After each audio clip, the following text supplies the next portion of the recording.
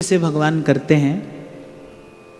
और जैसा भगवान ने कहा कि उद्धव तुम मेरे सेवक भी हो, तुम मेरे सुहृद भी हो और तुम मेरे सखा भी हो, इसीलिए मैं गोपनीय से गोपनीय भी जो बात है वो भी तुमको बता रहा हूं। और वो गोपनीय बात भगवान क्या कहते हैं कि जिस प्रकार मैं सत्संग से वश में होता हूं उस प्रकार किसी अन्य साधन से नहीं होता। फिर उद्धव जी ने भगवान से पूछा कि कभी आप कहते हैं कि तत्व ज्ञान की प्राप्ति करो, कभी कहते हैं निष्काम कर्म करो, कभी कहते हैं सब छोड़कर मेरी शरण में आ जाओ, केवल सत्संग करो, तो बताओ हमें करना क्या है, कोई एक मार्ग हमें बताइए।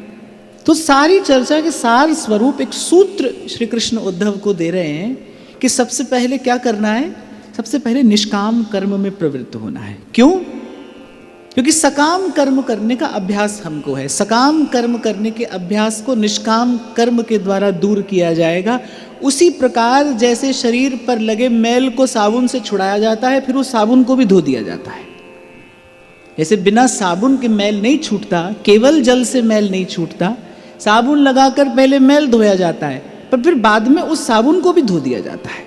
तो इसी प्रकार भगवान कह रहे हैं कि पहले निष्काम कर्म से सकाम कर्म जन्य जो मैल है पहले उसको धो ले, और फिर उसके बाद कृपा के जल से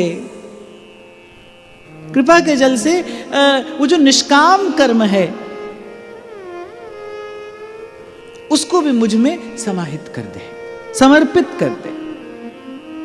देखो, एक है निष्काम कर्म करना, फिर एक स्थिति वो भी आती है जहां श्री गुरु नानक देव जी महाराज कहते हैं करण करावण हार आप। भाई करने वाला भी वही है, कराने वाला भी वही है, उसके अतिरिक्त कोई दूसरा नहीं है। एको हम द्वितीयो नास्ति, कोई दूसरा नहीं है।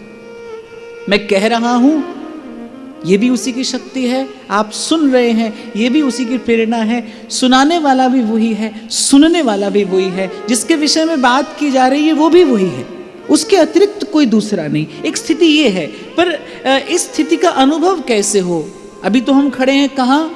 अभी तो हम सकाम कर्म के जंजाल में पड़े हैं, अभी तो हमें यहां से अपनी यात्रा का आरंभ करना है। तो पहले भगवान क्या कह रहे हैं? निष्काम कर्म, सब संहित निष्काम मति वृंदावन विश्राम। इसके प्रसाद स्वरूप क्या होगा?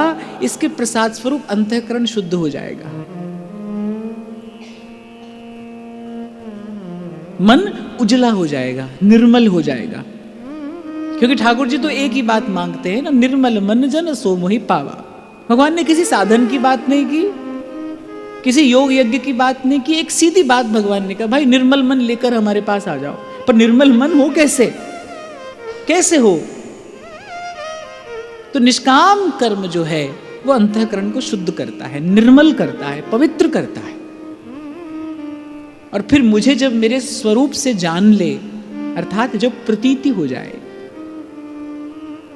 जब प्रभु के स्वरूप को, प्रभु के स्वभाव को ठीक प्रकार से, भली प्रकार से प्रभु की कृपा से जान लिया जाए। देखो, जान लेने के बाद जो प्रेम होता है वो बिना जाने नहीं होता।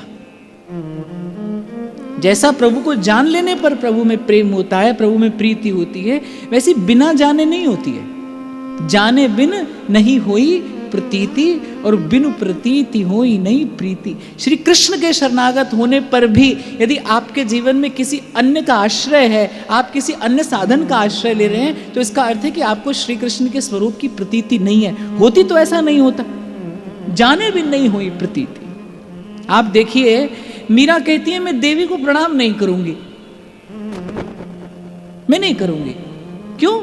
क्योंकि आप कहते हैं कि प्रणाम कर आशीर्वाद मिलेगा, इस लेन देन में मुझे नहीं पड़ना है, मेरे सिर पर समर्थ स्वामी है। अब मुझे किसी अन्य के आश्रय की आवश्यकता नहीं है, मुझे किसी से कुछ लेना नहीं, और किसी से कुछ लेने के लिए किसी को कुछ देना नहीं। यद्यपि प्रणाम करना कोई बुरी बात थोड़ी थी, प्रणाम कर देती,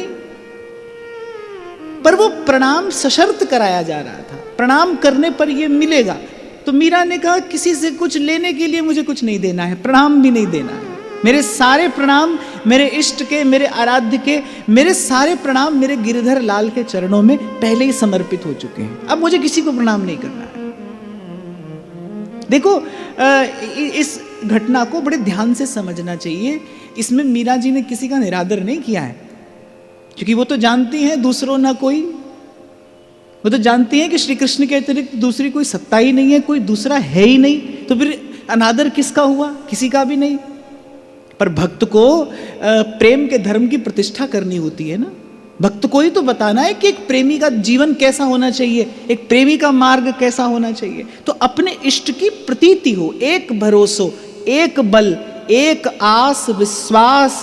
सूरदास नहीं कहते, ये कृष्ण के स्वरूप की प्रतीति बोलती है। सूरदास जानते हैं मेरे इष्ट की महिमा क्या है। जो हम भले बुरे सोते, जैसे भी हैं प्रभु आपके हैं, निपट निगोड़ो।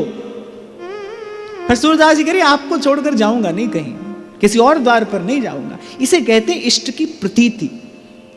तो जाने बिन नहीं हुई प्रतीति। जब तक भगवान को स्वरूप से जानोगे नहीं, जब तक प्रभु के स्वरूप का सम्यक प्रकार से बोध नहीं होगा, तब तक प्रतीति नहीं होगी। और बिना प्रतीति के प्रीति तो हो सकती है, पर प्रीति स्थिर नहीं रहती। प्रीति बिना नहीं भगति दृढ़ाई, जिमि खगपति जल पै चिकनाई। ऐसा वैसा कोई अवसर आ गया, प्रतिकूल समय आ गया, तो आप अपने भाव से फिसल सकते हो, स्खलन हो सकता है, पतच्युत हो सकते हो, यदि प्रभु के स्वरूप की प्रतीति नहीं है तो।